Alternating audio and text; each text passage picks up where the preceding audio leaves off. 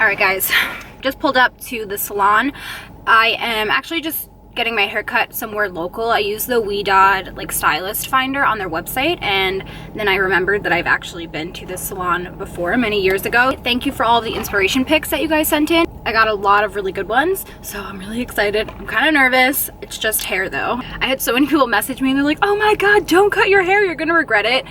At the end of the day though, it's just hair and it grows back, so no big deal. And I'm ready for a change. So let's go ahead and let's get this started. Hi guys, so I'm with Ariel right now. Hi! And she's going to be cutting my hair today, so I'm super excited. You guys sent me a bunch of inspiration pics, so we're gonna do something like that. So let's just keep it rolling and we can see what happens. And like I said, I'm just gonna take a little bit, like this, like to start, okay? Do it. I took a good chunk off, you know what I mean? Oh, I can even already feel it. Yeah. All right, you could come right back and get your shampoo. Alright, cool. Do you mind like explaining what we're doing? Sure. Is that whatever? If you're not comfortable, just tell me no. Because a lot of people always ask me like, what do I ask for when I go? Like, you know, like so they want to know like what is good for. Why are they? Yes, exactly. What do we ask for? Exactly. All right. So what we're doing, we just cut some off when it was dry, when it was naturally lived in place. So now we cut some of it off. Now we are combing her out. We're gonna wet cut her just a little bit, just because curls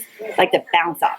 So when you're asking for a haircut with curls, you want to make sure it's like a little bit longer than what you're asking for, because a lot of people don't know, especially if you don't cut curly clients on a regular, that the hair does bounce up an inch and a half.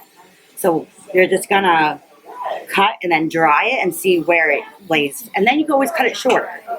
That's my thing. That's the biggest thing that curly girls tell me. You can always take away. You can't add it back. Exactly. Once it's gone, it's gone. Right. So I like to cut a little bit wet and mostly dry. So that's what I'm gonna do now. So I'm just gonna skim her up a little bit. Probably take another like 2 inches wet.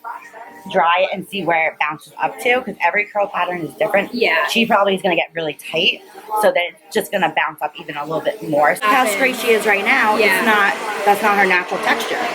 So that's my, go-to plan.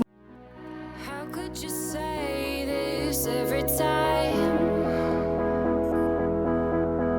This is the new world, you told me lightly.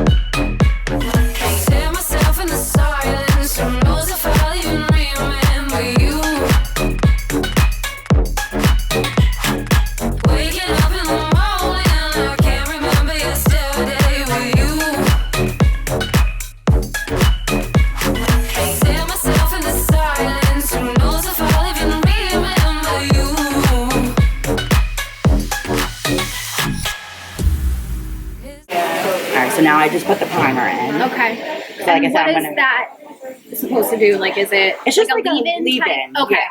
So it's like, with your makeup, you put a primer on before you put your foundation. Just makes everything smooth and glide on a little bit better. Can I show them the product? Sure. Because everyone will probably. Yeah. It's called Twister. Okay, so this is the R+co Twister. This is the turntable. The turntable. Okay, so then we're going to put this on top. Brand new all that they just came out with a curly line. Okay, all right, so we're going to use this whole curly line. Okay. What I like to do is 4 little sections. Okay. Just to make sure it's saturated everywhere. Right. It's a good amount. Okay. Oh, look at that. You see, you're a natural. To watch. You can see I'm like homing it in. Okay. So that would mimic the Raytheon shape. Like I'm like weird WeDod stylist, and I like to incorporate everything I learned. Yeah.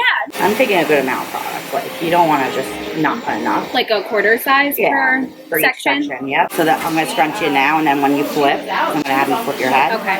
I'm going to scrunch again. Okay, cool. Just to make sure we got everything.